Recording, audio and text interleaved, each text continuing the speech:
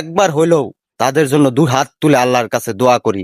এবং এই যে দেখেন এই কবরটা, আমার আত্মীয়, আমার চাচি, আমার বাবা এখানে শহীদ আছে। দেখেন আমার বাবা, আমার চাচি, আমার বংশের অনেকে এই জায়গায় আছে রে ভাই। আমি কেন এই উদ্দেশ্য করে কবরে এখানে আমি ভিডিওটা বানাইলাম আমি বলি আপনাদের।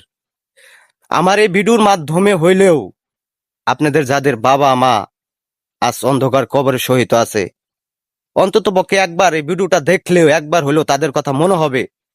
এবং আপনি ছেলে হিসাবে, আপনি মেয়ে হিসাবে মনে চাবে একবার হলেও আমার বাবার, আমার মায়ের, আমার বংশের যারা আছে, যারা এই অন্ধকার কবরে শহীদ আছে, আমি একবার হলেও তাদের জন্য দুই হাত তুলে আল্লাহর কাছে দোয়া করি এবং তাদের কবরটা জিয়ারত করে আসি।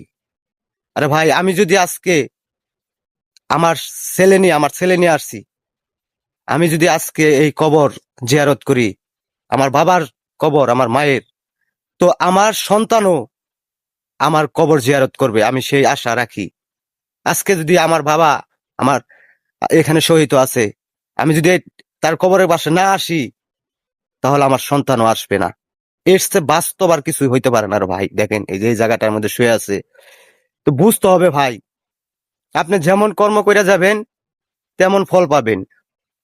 আমি আসলে আমার সন্তান আসবে, আমি না আসলে আসবে না। আমাদের সন্তানকে সেই শিক্ষা দিতে হবে। সেই শিক্ষা দিলে কিভাবে দিতে হবে? তাদেরকে নিয়ে আসতে হবে, বলতে হবে এখানে আসো, এখানে অমুকে আছে, তাদের জন্য এইভাবে দোয়া করতে হবে।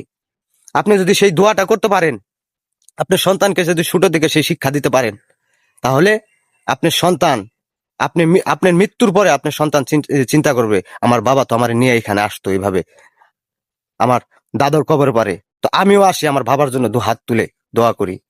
এটা পারিবারিক শিক্ষা, এই শিক্ষা আমাদেরকে অর্জন করতে হবে।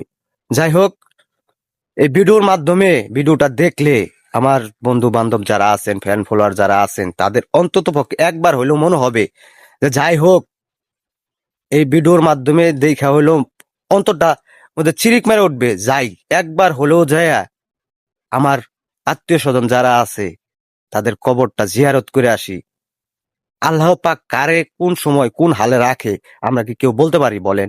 আমাদের কি বলার ক্ষমতা আছে বলেন? ক্ষমতা নাই। তা আমরা আমাদের সন্তানকে আমরা সেই শিক্ষাই দিব, যাতে পরপারে আমাদের মৃত্যুর পরে দু হাত তুলে, আমরা তো কিছুই নিয়ে যাইতে পারবো না, খালি যাইতে হবে রে ভাই, খালি।